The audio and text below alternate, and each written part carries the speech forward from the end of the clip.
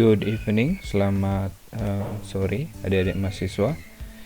Oke, hari ini kita akan membahas tentang structures of scientific writing. Sebenarnya materi ini sudah kita bahas sebelumnya. Saya sudah lihatkan di slide sebelumnya, yaitu ada I'm right itu adalah singkatan. Nanti kita akan bahas satu persatu tentang singkatan itu ya. Oke. Oke, di sebagian besar scientific paper atau journal articles atau di sebagian besar thesis report itu menggunakan atau memanfaatkan yang namanya I'm-right structure. I'm-right structure itu adalah sebuah singkatan dari I stands for introductions, M stands for method, R stands for result, A itu sebenarnya linkingnya saja, N, dan D itu adalah discussions. Jadi keempat elemen ini yaitu introduction, method, result, and discussion adalah elemen utama dari menulis sebuah scientific paper atau laporan dari research. Jadi empat unsur ini harus ada, dan sebenarnya empat unsur ini adalah metode penelitian saintifik di mana scientific writer itu menggunakan pola berpikir I'm right ini, yaitu pertama introduction, yaitu dia memberikan dasar atau background dari penelitiannya, dan yang kedua method, bagaimana cara mengeksekusi dari penelitian tersebut, R result, apa yang diperoleh dari penelitian tersebut, dan D apa bahasan dari hasil yang diperoleh dari penelitian tersebut. Oke, selain ini berupa struktur, ini juga berupa pola pikir dari penulis. Oke. Namun di scientific paper tidak cuma I'm right saja, ini hanya elemen utamanya, tapi ada elemen tambahnya. Oke, yaitu sebagai berikut. Yang pertama yang itu adalah title. Oke, title itu adalah judul. Jadi judulnya itu sangat penting, tapi judul bukan hal yang harus fundamental ada dulu. Baru nanti kalian mengerjakan satu penelitian, bukan seperti itu. Judul itu bisa berubah sesuai dengan nanti variabel atau fokusnya, tapi judul itu menjadi tidak merupakan dasar utama dari sebuah penelitian. Oke, jadi judul ditulis untuk mendeskripsikan apa sih konten yang ada, tapi judulnya bisa berubah tergantung dari isinya nanti. Yang selanjutnya ada authors, siapa saja yang menulis. Kalau misalnya lebih dari satu orang, kalian bisa isikan tanda di belakangnya biasanya. Kalau misalnya lebih bertiga gitu menulisnya, di belakang nama kalian pasti diisikan nomor 1, 2, dan 3 gitu biasanya, dalam tanda kurung kotak kecil di atasnya ada. Oke. Setelah ada authors, biasanya setelah di authorsnya itu juga menunjukkan emailnya. Jadi ada alamat email yang disampaikan di sana, dan juga di beberapa scientific paper itu juga meminta kalian untuk menunjukkan affiliation kalian atau afiliasi kalian. Jadi kampus mana kalian berasal.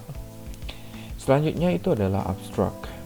Abstract itu adalah seperti resume dari penelitian. Jadi penelitian itu adalah rangkuman dari penelitiannya, itu dari alasan sampai result dan conclusionnya ada di sana. Oke. Di bawah abstract biasanya ada keywords. Keyword, it's ensuring the article is correctly identified in abstracting and indexing service. Jadi keywordnya itu biasanya mengacu pada variabel-variabel yang diteliti dari penelitian tersebut. Misalnya ada variabel terikat, ada variabel lepasnya. Jadi itu yang disampaikan. Kalau di qualitative research itu biasanya disampaikan fokusnya di sana. Oke, setelah keyword barulah kita masuk ke introductions. Nah, introductions, ini masuk ke key element yang tadi ya, seperti yang dijelaskan di Emrod-nya itu tadi. Explain the problems, itu menyatakan sebenarnya dasar atau rasional kalian untuk membuat penelitian tersebut. Di sini sebenarnya ada beberapa key element yang harus ada di introductions, yaitu biasanya ada general overview, ada the solin, ada the sense, ada justifications. Nanti kita akan bahas secara mendetail di pembahasan tentang introduction. Method is explaining how the data were collected. Nah, method ini juga sangat penting ya, karena di sana mendeskripsikan bagaimana cara data itu akan diperoleh dan dengan alat apa data itu diperoleh, dan analisis seperti apa yang akan digunakan untuk menganalisis data. Dan selanjutnya adalah result. Result adalah hasil dari data collectionnya. Jadi apa yang kalian dapat dari penelitian tersebut dan dideskripsikan dan disebutkan dan dideskripsikan. Selanjutnya baru discussion. Nah, data yang kalian temukan nanti di the result akan kalian jelaskan di discussionnya. Dari ada implikasi terhadap teori dan ada juga implikasi terhadap empirisnya juga, atau ada implikasi apa penelitian kalian ini.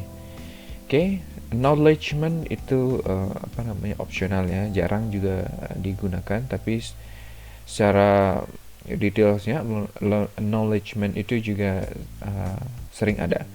Ensures those who help in the research and recognize it. Jadi ini tempat dimana kalian do appreciate other works gitu. Misalnya kalian mengapresiasi atas bantuan siapa dalam penyelesaian penelitian kalian. Nah, selanjutnya adalah yang tidak kalah penting adalah reference. Reference itu adalah daftar pustaka. Jadi daftar pustaka ini sangat penting untuk disampaikan, karena berapapun kalian mengutip teori ataupun empiris dari scientific paper kalian harus menyampaikannya semua di reference. Nanti reference ini bisa kita kerjakan online ataupun offline ya, dengan sudah ada aplikasinya. Kalian bisa menggunakan EndNote, atau juga kalian bisa menggunakan Mendeley, atau kalian juga bisa menggunakan Zotero namanya. Oke. Tapi juga reference juga bisa dibuat secara manual ya. Jadi nanti ada mekanisme pembuatannya. Kita di pendidikan kita biasanya menggunakan style reference APA. Oke. Di bidang lain juga menggunakan style yang lain juga, tapi di pendidikan kita menggunakan style APA. Oke.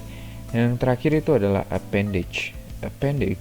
Some journals itu bisa di attach di belakangnya, di belakang dari scientific paper kalian, untuk memberikan supplementary materials atau supplementary data dari apa yang kalian sampaikan. Oke, saya rasa untuk bagian-bagian dari scientific paper sudah cukup complete, sampai dari titles to appendage. Tapi untuk penulisan scientific paper untuk mata kuliah kita, saya akan mengisi titles, author, abstract, keyword, introduction, method, result, discussions, and also reference, acknowledgements, and appendage. Kita tidak isikan, oke? Oke, saya rasa cukup sekian untuk hari ini. See you next meeting.